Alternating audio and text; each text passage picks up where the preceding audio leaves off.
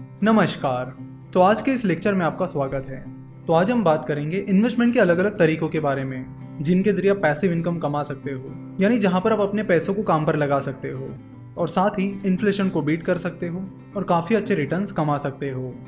अगर एफडी यानी fix deposit की बात की जाए तो फिक्स डिपॉजिट फिलहाल 7% के करीब इंटरेस्ट दे रहा है और ये रिटर्न टैक्सेबल है। पिछले 10 सालों का इन्फ्लेशन ऑन एन एवरेज 5% के करीब रहा है।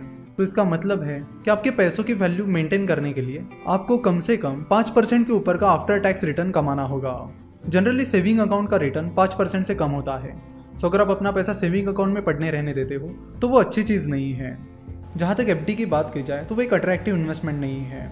कई बार एफडी के आफ्टर टैक्स रिटर्न 5-6% के करीब आ जाते हैं, जो कि कोई खास रिटर्न नहीं होता। अगर आप फिक्स रिटर्न के लिए देख रहे हो तो आप एफडी के बजाय गवर्नमेंट बॉन्ड्स की तरफ ध्यान दे सकते हो।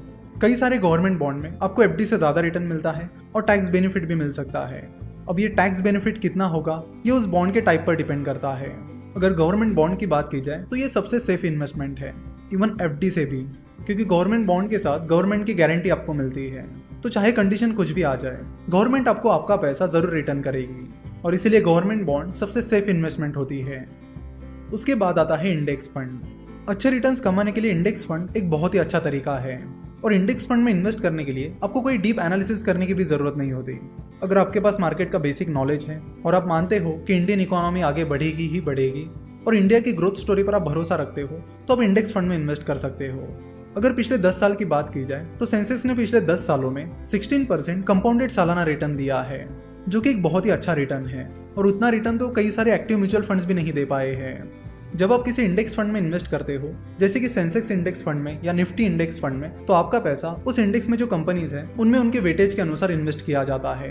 तो अगर आपने सेंसेक्स इंडेक्स फंड में इन्वेस्ट किया है तो आपको उतना रिटर्न मिलेगा जितना सेंसेक्स ने रिटर्न दिया है। कभी कभी थोड़ा बहुत ट्रैकिंग एरर आ जाता है।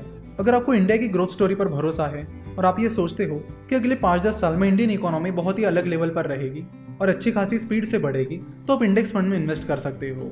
आप SIP that is systematic investment plan के जरिए छोटी छोटी अमाउंट्स हर महीने इंडेक्स फंड में इन्वेस्ट कर सकते हो।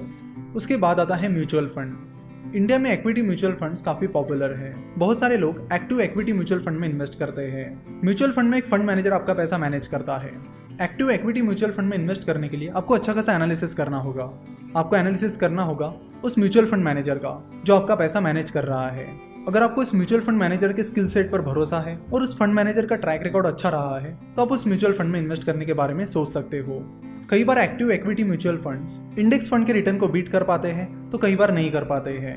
एक्टिव इक्विटी म्यूचुअल फंड और इंडेक्स फंड में मेन डिफरेंस ये है कि एक्टिव इक्विटी म्यूचुअल फंड का एक्सपेंस रेशियो ज्यादा होता है, यानी एक्टिव म्यूचुअल फंड में आपका फंड मैनेज करने के बदले में आपसे जो फीस ली जाती है वो ज्यादा होती है।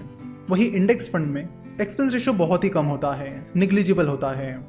जाने माने इन्वेस्टर मिस्टर वॉरेन बफेट कहते हैं कि कई बार mutual fund managers index funds को बीट नहीं कर पाते हैं और तब भी उनकी मैनेजमेंट फी ज्यादा होती है। सो बेहतर है कि आप इंडेक्स फंड में इन्वेस्ट करिए जहां पे मैनेजमेंट फी बहुत ही कम है। उसके बाद हम बात करेंगे हेज फंड की। हेज फंड बहुत ही अग्रेसिवली इन्वेस्टमेंट करते हैं। म्यूचुअल फंड मैनेजर जो इन्वेस्टमेंट करते हैं वो ज्यादा अग्रेसिव नहीं होती, वही हेज फंड में जो इन्वेस्टमेंट होती है वो काफी अग्रेसिव होती है, जिसके लिए कई बार वो डेरिवेटिव्स मार्केट में भी इन्वेस्ट करते हैं। जैसे कि हमने देखा कि म्यूचुअल फंड में 500 रुपए से भी शुरुआत कर सकते हो, लेकिन हेज फंड में वैसा नहीं होता। हेज फंड में इन्वेस्ट करने के लिए आपकी नेटवर्थ काफी हाई होनी चाहिए। अगर आपकी नेटवर्थ अच्छी खासी है तो ही आप हेज फंड में इन्वेस्ट कर पाओगे। वैसे इंडिया में हेज फंड पॉपुलर नहीं है। वही यूएस की बात की जाए तो यूएस में हेज फंड काफी ज्यादा पॉपुलर है। वहां पर तो हेज फंड को मैनेज करने वाले हेज फंड मैनेजर्स ही बिलियनियर्स है। यूएस में हाई नेटवर्थ इन्वेस्टर्स भी बहुत ज्यादा है और वहां पर कई सारे अच्छे हेज फंड्स हैं, जिसकी वजह से हाई नेटवर्थ इन्वेस्टर्स उन हेज फंड में इन्वेस्ट करना पसंद करते हैं। तो यहाँ तक हमने जो इन्वेस्टमेंट के तरीके देखे हैं वो ऐसे तरीके हैं जिनमें आपको खुद को ज़्यादा कुछ नहीं करना होता, आपको बस अपना पैसा इन्वेस्ट करना होता है। फॉर एग्जाम्पल अगर म्यूचुअल फंड की बात की जाए तो उस म्यूचुअल फंड में कौन सा शेयर खरीदना है, बेचना है, ये काम आपको नहीं करना होता, ये काम वो फंड मैनेजर करता है। सिमिलरली जब आप गवर्नमेंट बॉन्ड में इन्वेस्ट करते हो तो उसमें भी आपको कुछ नहीं करना होता।